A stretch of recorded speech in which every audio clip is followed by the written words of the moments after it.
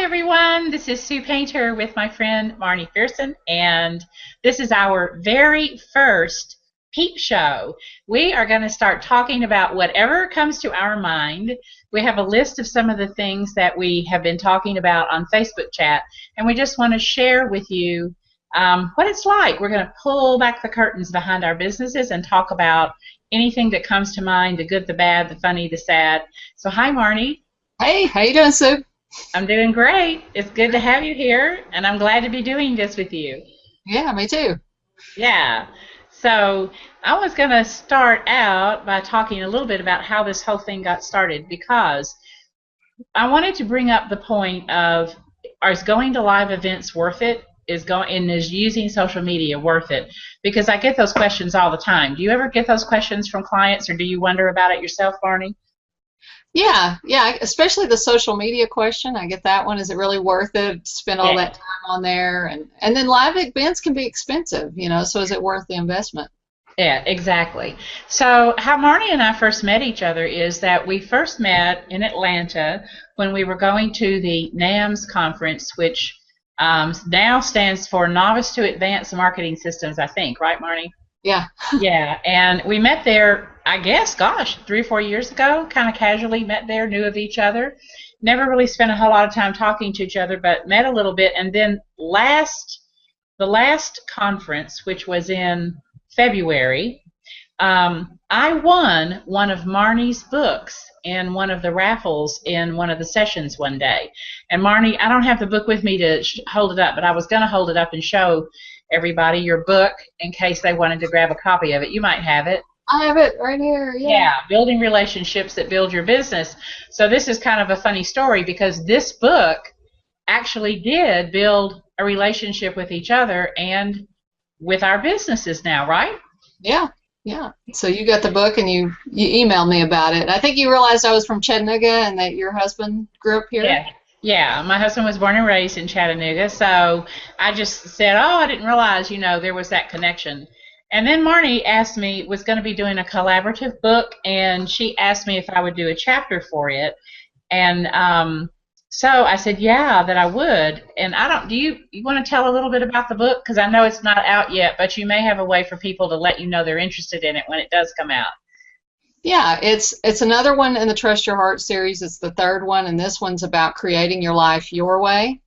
And I asked Sue to be in it because she has this, fun Florida home and a home in Nashville, and she's created this unique way of living her life that she enjoys with her husband. And so I wanted her to share her story in the book. And it's a collaborative book with there's about 14 of us in it right now. I share my story, and then everybody has a chapter within it. And you can find out about it. It's got scheduled for a fall release. So it's at trustyourheartseries.com, and you can also get an audio there free of how I reinvented my life, recreated my business, lost 55 pounds, got in shape, all that. So I share my story there in an audio you can get for free, and then you'll get notified when the book is ready. Oh, cool. Okay, that's good. That's a good link to know. And that audio is a good audio for folks to listen to, too. And actually, that's one of the things that Marnie and I are going to talk about in one of these chats.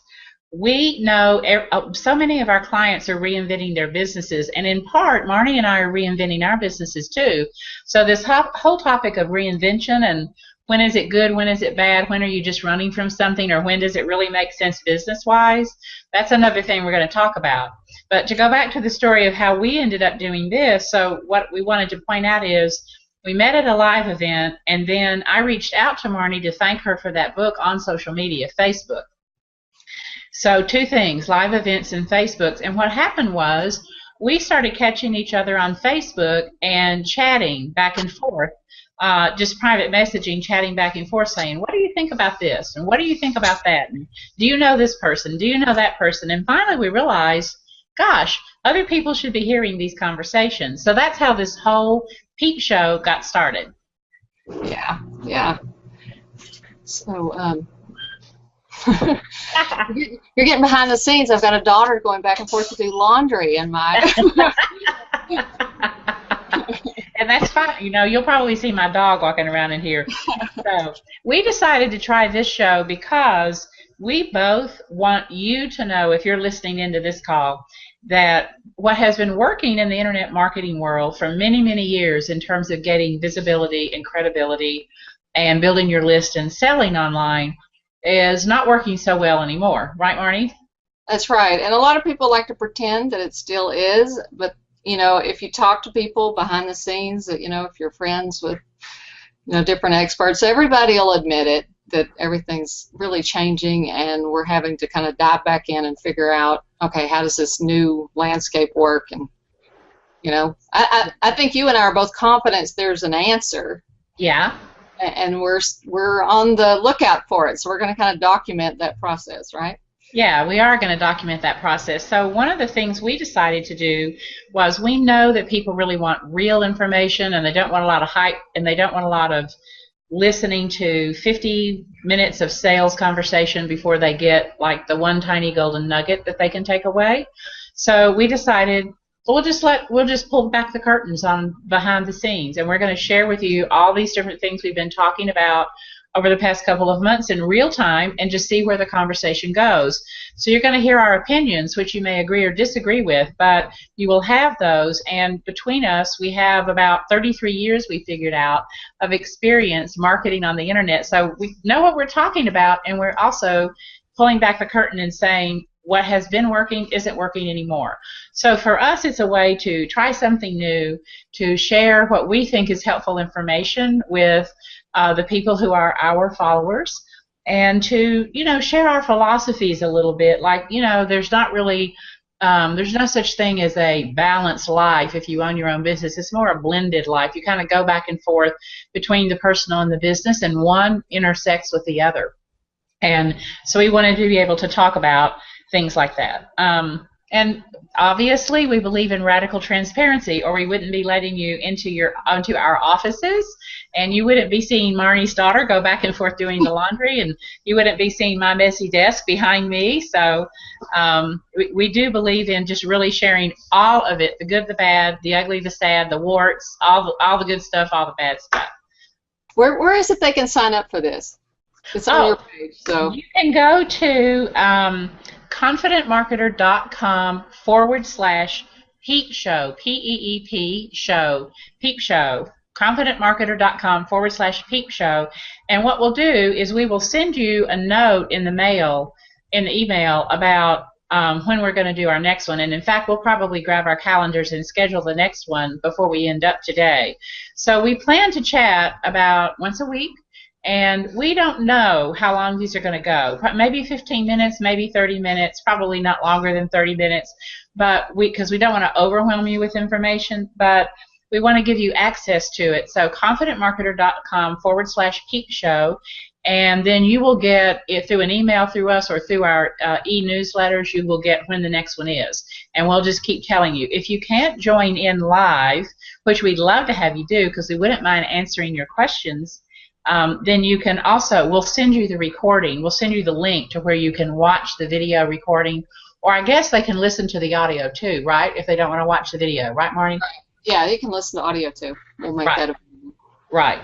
So we thought we might talk a little bit today about two things.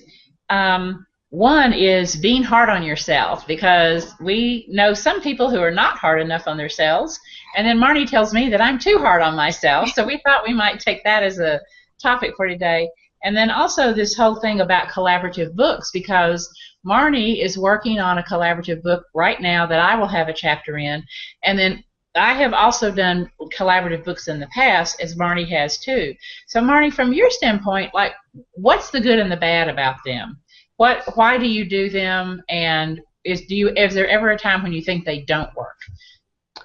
Yeah, I think I do them mainly for buzz, to create buzz, because I can usually get them up as Amazon bestsellers and document that process of the, as it starts to climb up the chart, you kind of get on social media and you create some buzz, and everybody else who's in the book is talking about it. So it creates, you're leveraging not only your own audience, but everybody else's audience, and it becomes a win-win for everybody in the book to get some buzz about them and what they're doing. And it's basically a visibility ploy, although I do pretty well, profit-wise on these usually, in comparison to, say, some of the books that I do just on my own, Yeah. because they got so much more visibility. And plus, the nice thing about a series is that, let's say somebody hasn't heard of the first two books, they come in and buy the third one. Amazon will suggest the other two, and a lot of times I get the other books becomes bestsellers again because people are buying the other books while they're buying the third one. So it's I hadn't thought about that before. That's a cool angle. Yeah, so you start making more sales of even the old books that may be 3 or 4 years old. Yeah. Well, back in time, about 2 or 3 years ago, I was going to do a lot of Kindle books, and I was really going to use them as lead generation. So I did a couple of them, and I had started a series called, I think, the Small Business Owners Learning Series or something. I can't remember now. And then I got busy doing other things, and I only did about 2 of those books, and I had an outline actually for 20 books total. So it sounds like to me, you're telling me it might be something worthy of going back to. Yeah. I mean, just keep it going, especially if the first 2 were popular, and just keep building on it. Yeah. Snowballs. So those were not collaborative books. I did do one collaborative book with another friend of mine, Donna Gunter. You might know her. She's been in the internet marketing circles for a long, long time too, Marnie. And we did a book that came out last year, and you can go and look at it if anybody wants to see it on Amazon.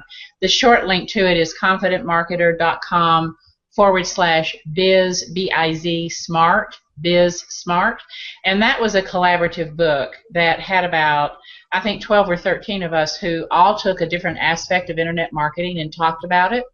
I think for me, what worked with that book was that the person who is heading it up, who is Donna in this case, and now in the case of this book I'm working on with you, you will be the person who's heading it up. She really did what it took to get a lot of publicity and to show people who were the chapter collaborators exactly what they needed to do to get it out to their list and on social media. So to me, the good and the bad of collaborative books is that if someone is heading it up who knows what they're doing, you can all get a lot of press out of it. If nobody does their part much, who does a chapter, they write it, and then they never follow through with their part of the promotion, then that hurts everybody. So I have been in a couple of bad book collaborations where I actually did a chapter for a book, and the book never got published. And in fact, that's happened to me twice. And both people, I also met at NAMS actually, and they didn't follow through. They just never got it published. So I eventually took that chapter, which was a pretty meaty chapter, and made it into my own ebook because I didn't want to waste all of that effort. So to me, the ugly of it is if the person who's heading it up just really never follows through, and the people who are the chapter writers don't collaborate well in publicizing it. But if those two things happen, it can be a real win. And I'm an Amazon bestseller now because of that collaborative book and one of my own solo books, as you are an Amazon bestseller, right? Right. Yeah. And from the perspective of being the person putting the collaborative book together, it's a lot of work because you do have to create all of this social media and advertising collateral to send to the people who are collaborating with you in the books. But you got to make it as easy as possible for them, where it's just a no-brainer for them to send out the information. And one thing that I've noticed is that the first one I managed it through emailing the contributors and trying to stay in contact with them that way. And people get so much email, they'll think, oh, I got to do that for Marnie, and goes down their box. I use Facebook groups to really keep the buzz going with my collaborative group, and you haven't seen that as much now because I'm still in the let's get it together stage. But once I get into the point where we're ready to push, that group is going to become really active. Yeah. And you're going to have a lot of tools and resources to be able to make it really easy for you to promote the book at that point. But it's a lot of work. Yeah.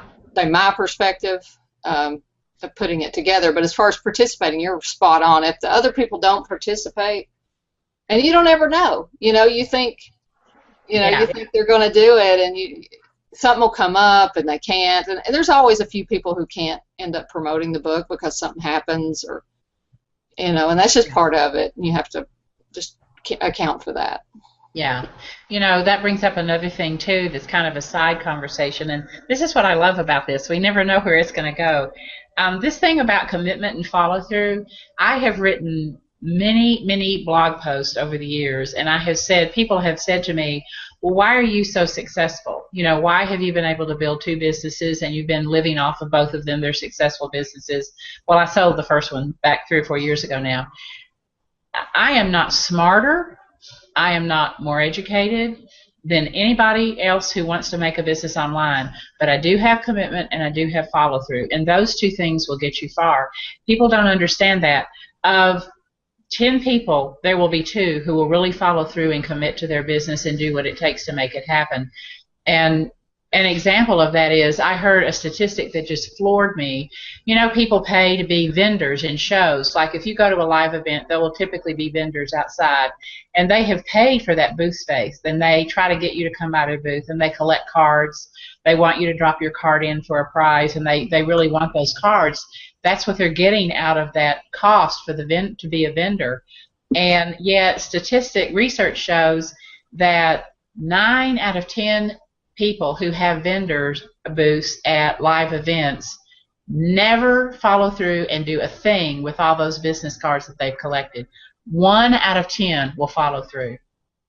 I can believe that. Follow through. I mean, do you believe that? I was floored when I saw that. Yeah, I bet that's true, because and they've got gizmos now that'll make it easy to scan those in, though, don't they? Yeah, but once you scan them in, you still have to do something with them. You have to have some kind of a reach out or autoresponder that reach out and thank people for stopping by. And I think that's where people quit. It's like they do the one thing, but then they don't follow on and consistently follow through with the rest of it. So follow through, that's true. And for collaborative books, it works. Yeah. So I like collaborative books, but I'm always very cautious now about who I get into them with, because I have had the bad experience of writing and then it never coming to fruition. And that kind of peeved me off, and I certainly won't engage in any kind of, collaborative work with those folks again. So the good, the bad, and the ugly of collaborative books, I guess. You got anything more to say about that? No, but your commitment and follow-through makes me think of what my mama always used to drum into my head. Finish what you start. Finish what you start. Finish what you start. So I think it is a key to success, Yeah. Follow through. I remember when I went to college, and, I was working a lot, working my way through college, and sometimes I thought, oh, geez, and then I got to the halfway point. I got out of my sophomore year, and I was starting my junior year, and I thought, I'm halfway through now, and by golly, nothing's going to stop me. I don't care how hard I have to work or how many hours I have to work. I'm halfway there, and I'm not going to waste this half I've already put on. So, like you, I typically try to finish what I start. Let's shift gears a little bit to something more personal. Tell me a little bit about this thing about being hard on yourself, being where you see people being too hard on themselves. Well, I can speak only from my own experience of being too hard on myself. Is one of the things that I did when the market started shifting and everything, and Google changed everything around. I had this big content directory site that wasn't viable anymore. I had to shut it down, and so I was scrambling to figure out what's working and what's not, and it really did a number on my confidence. And then I was talking to you one day, and you said, if we got all of the experts in a room and we got them to really admit, they would all admit that it's not working the way it used to. Yeah. And I had this aha moment that I'm not broken. I really was taking ownership of everything that was going on, like I'm broken, and beating myself up. And really it was your comment that made me like, hey, I'm not broken. I'm still the innovator and the person who creates the wow. I can still do this. I'm not broken. It's just we got to figure out how to navigate the new environment. Right. And just to pause for a minute to let people, because I know some people don't know either one of us very well, Marnie. You had a content marketing, I guess, a directory site. Is that what you would call it? Content directory site. Mm-hmm. And I mean, you were very successful at that. You came onto the internet, gosh, back in the early 90s. and put up information products and were selling products, and then did your content directory site, and you were making multiple six figures on that site, right? Right, yeah. Just on Yeah, advertising alone. Yeah. just on AdSense alone. So to see a multiple six-figure business because of the changes in Google just dive down to a small fraction of what it was.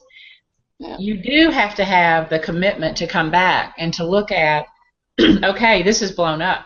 This isn't working anymore. This is blown up. Now, do I go follow my business and go get a job down here at the Burger Doodle, or do I decide that I'm going to figure out what can still work in the internet marketing world? And that is what we want to share with you guys, is exactly those kind of realizations, because Marnie lost a multiple six-figure business probably almost overnight. Is that an accurate statement? Yep, pretty much. So what was that change? Was that Google Panda, or what exactly did your business in? It was October of 2012. They made another. Well, what they did is they pulled all my ads, and I made the bulk of my money off of AdSense revenue. And they decided, we're not going to let you run ads on this site anymore. And then they started penalizing anybody who had content in the site. So I didn't feel right encouraging people to keep putting their content in it. Right. So, yeah. So that kind of thing can happen, and it is really, how do you bounce back? I mean, I had a client ask me the other day, she had a very successful business, but she had gotten into the habit of depending on one client who had become a bigger and bigger and bigger portion of her income. And so instead of having 20 or 30 clients like she used to, she got this one corporate client, and he was kind of a fat cat, and he started taking more and more of her time. And she finally did a deal with him to where really 80% of her time she was working for this one person, which was fine while it lasted. But then she called me one day and said, they've decided to do away with this. They're changing directions, and they're not even going to be dealing with this anymore. So my multiple six-figure contract disappeared in the space of an hour. And gosh, I don't know what, I mean, she was just panicked. And I was like, it doesn't mean that you're worth less, just like you were saying, this self-worth, being hard on yourself thing. Still what you're still as expert as you were. It means that the ground underneath you has changed and shifted, and it's really what you do in these times that determine what kind of a business person you are.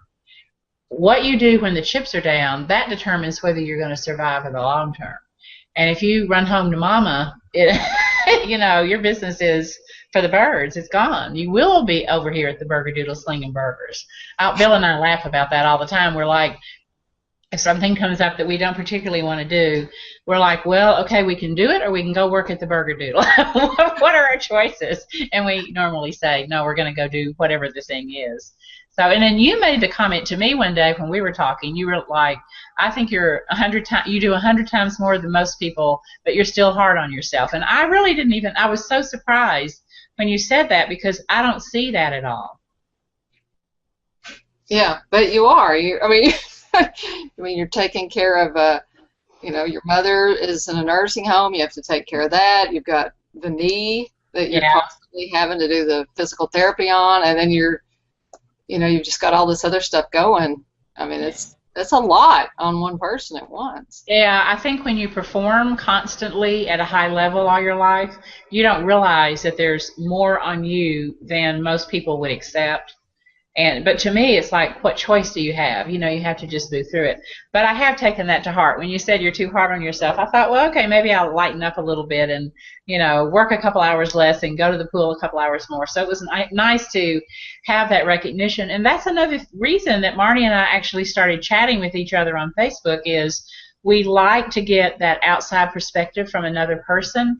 And while we're both in other mastermind groups and have opportunities to do that, it's nice to have somebody to bounce something off of who kind of comes from a different perspective and isn't in your own box, because we all get in our little boxes, right?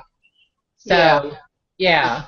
So, you have to think about realistically, what are you doing, and take a big dose, because to be a business owner, you do have to bite off a lot. That's true, you do. But on the other hand, don't just beat yourself over the head and shoulders, especially if something goes a little bit wrong. So, Yeah. And I think it's important to take time for yourself and yeah. rejuvenate yourself. A lot of times we just keep, I could go on my soapbox about priorities, but maybe I shouldn't get off on tangent. But No, let's go right ahead. a lot of people, they'll be like, their priorities should be like their spouse and their family and then their self. And I really think I put God first. Okay, I'm a God person. So I put God first, and then I put my own self-care next. And then a spouse or, that kind of relationship. And then family, children, close friends, and then work, and then interests and stuff. And I think it needs to be that way because it feeds. Yeah. If you don't take care of yourself, you got nothing to give a relationship, and if you don't nurture that relationship, it's got nothing to give the children. And if you don't have that stability of a home life, your business is going to be affected, your career is going to be affected, and if you don't make the money you need, you can't go do your extra interests and stuff. So I don't know, I had a graphic representation of living with someone for 28 years who did not put self-care anywhere in the picture and had nothing to give, and it was just like, oh, this is really important. And I think women in particular, and women business owners are probably even worse about not taking time to take care of themselves. And then you get burnt out, you get depleted, and you've got nothing left to give then. Yeah, I agree. I mean, it is like that thing on the airplane, put your own mask on first before you put the mask on the other person. And I agree. Women are bad about doing that.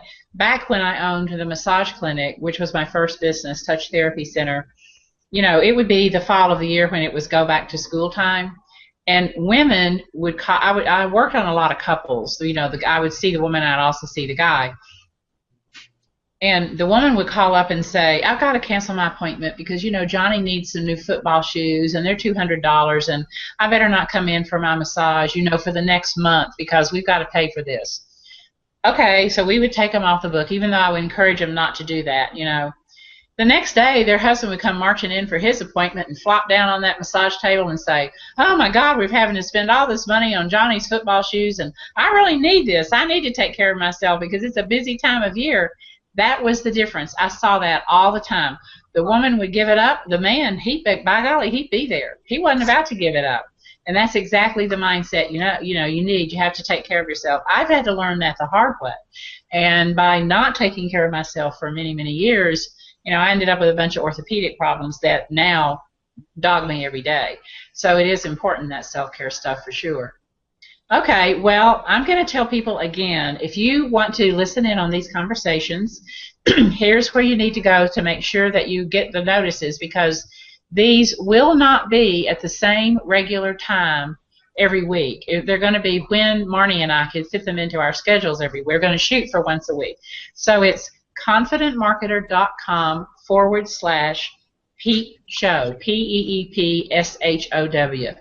confidentmarketer.com/Peep Show. And then we will be sending you when the next one is. And do you want to try to look at our calendars and see when the next one's going to be while we're on live? Or do you want to, if I can bring my calendar up? Yeah, we'll give it a try. Okay. Let me see if I can even, my computer's running like so slow today. Let's see.